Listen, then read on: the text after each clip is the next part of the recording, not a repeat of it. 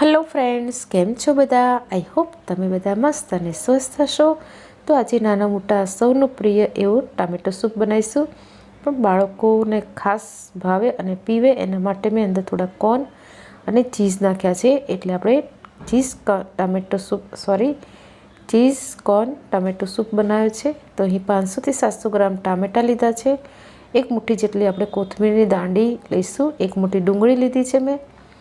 12થી 15 જેટલી લસણની કળી લીધી છે. સાથે બીટનો એક ટુકડો નાનો લીધો છે અને 2 ઇંચ જેટલું મેં આદું લીધું છે. એ સાથે થોડા ખડા મસાલા લીધા છે. તો એક લાલ સૂકું મરચું લીધું છે. 10થી 12 દાણા મેં મરી લીધા છે.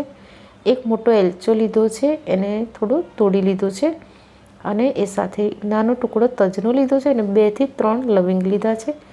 એક તમાલપત્ર લીધું છે મેં. બસ આ બધા જ ખડા મસાલા છે એ આપણા સૂપને એકદમ ટેસ્ટી બનાવશે. તો અહીં આપણે ટામેટાને સમારી લઈશું નાના ટુકડામાં. તો આજે જે સૂપ બનાવ્યો છે એમાં મેં નથી કોર્નફ્લોરનો યુઝ કર્યો, કે નથી ક્રીમનો યુઝ કર્યો, કે નથી કોઈ કલરનો યુઝ કર્યો, છતાં પણ એકદમ ટેસ્ટી અને બહાર જે આપણે લગ્નમાં કે રેસ્ટોરન્ટમાં હોટલમાં ખાઈએ છીએ એના કરતાં પણ એકદમ ટેસ્ટી એવો મારો ટામેટા સૂપ બનીને રેડી થયો હતો. અને બાળકો વારંવાર બનાવડાવે છે.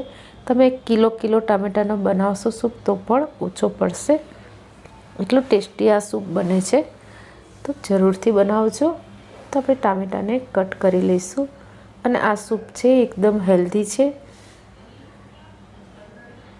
તો અહીં 1 ચમચો મેં તેલ લીધું છે કુકરમાં અને એક ટુકડો મેં બટર લીધું છે અને એની અંદર બધા જ ખડા મસાલા છે એ બધા આપણે એડ કરીશું અને એને થોડા 1 મિનિટ સુધી સાંતળીશું.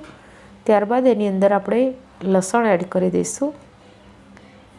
તો લસણ એડ કરીશું. આપણે અત્યારે આદુને એડ નહીં કરીએ અને 1 મિનિટ રહીને આપણે ડુંગળી પણ એડ કરી દઈશું. ડુંગળી અને લસણને આપણે થોડું સંતળાવા દઈશું. થોડું કલર ચેન્જ નથી કરવાનો આપણે. 1 મિનિટ 2 મિનિટ થાય એટલે આપણે એની અંદર જે આદું છે એ પણ નાખી દઈશું અને સાથે ટામેટાં એડ કરી દઈશું. જે કોથમીરની દાંડી છે એ પણ આપણે અંદર એડ કરીશું. તો જનરલી આપણે બાળકો છે ઘણાને કોથમીર નથી ભાવતી હોતી, તો તમે આવી રીતે ટામેટાના સૂપમાં એડ કરી દેશો તો એ લોકોને ખબર પણ નહીં પડે અને એ લોકો હોંશે સૂપ પીશે. તો કોથમીરની દાંડી છે એની અંદર જ એના બધા જ પોષક તત્વો રહેલા હોય છે, તો એનો ખાસ યુઝ કરવાનો. અને અહીં હવે આપણે ટામેટાં એડ કરી દઈશું.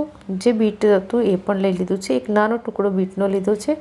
તે આપણે ટામેટાને સરસ કલર આપશે, એકદમ લાલ આપણો સૂપ બનશે. અને હવે આપણે અંદર મીઠું એડ કરીશું. સ્વાદ પ્રમાણે મીઠું એડ કરી દઈશું અને હવે થોડું આપણે હલાવીશું અને 1-2 મિનિટ રહી અને એને કુકરનું ઢાંકણ બંધ કરી દઈશું. તો અહીં કુકરની અંદર મેં બિલકુલ જ પાણી એડ નથી કર્યું અને 3 સીટી આપણે વગાડીશું. 3 સીટી થાય અને કુકર ઠંડુ પડે એટલે આપણે કુકરને ખોલી લઈશું અને આપણે જોઈ લઈશું તો આપણા ટામેટાં સારી રીતે બફાયા છે કે નહીં. તો અહીં ટામેટાં સરસ રીતે બફાઈ ગયા છે. તો હવે આને આપણે ઠંડુ કરવું પડશે. ઠંડુ કર્યા પછી આપણે એને મિક્સીમાં ક્રશ કરાશે. તો અહીં મેં એને કાઢી લીધું છે ઠંડુ થવા માટે. અને આ ઠંડુ થાય એ વખતે આપણે એની અંદરથી જે એલચો નાખેલો છે મોટો, ઇલાયચી મોટી, એ અને તમાલપત્ર છે એને આપણે કાઢી લઈશું. બાકીના મસાલા છે એના અંદર સાથે ક્રશ કરી દઈશું.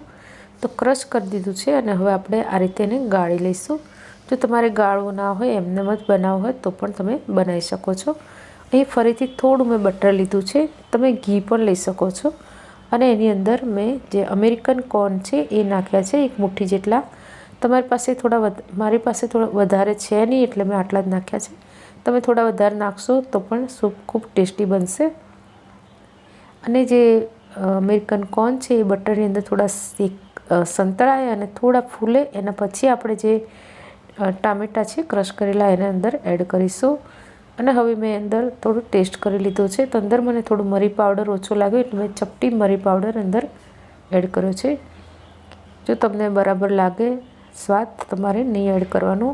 મેં થોડો મરી પાવડર એડ કર્યો છે, થોડું મેં અહીં તજનો પાવડર નાખ્યો છે અને થોડું જાયફળ મેં અંદર નાખ્યું છે ચપટી જેટલું. સાથે અડધી ચમચી જેટલું લાલ કાશ્મીરી મરચું નાખ્યું છે, જેનાથી કલર સરસ આવશે. અને આપણા સૂપમાં જે ટામેટાં છે એની ખટાશને બેલેન્સ કરવા 1 ચમચી મેં ખાંડ એડ કરી છે. અને સાથે આપણે સૂપને વધુ ટેસ્ટી બનાવવા 2 ચમચી જેટલો મેં અહીં ટામેટાનો કેચઅપ એડ કર્યો છે. તો બસ હવે આપણે કોઈ જ વસ્તુ અંદર એડ કરવાની જરૂર નથી. અને હવે આપણે એને ઉકળવા દઈશું. તો 5 થી 7 મિનિટ સુધી આપણે એને ઉકાળીશું.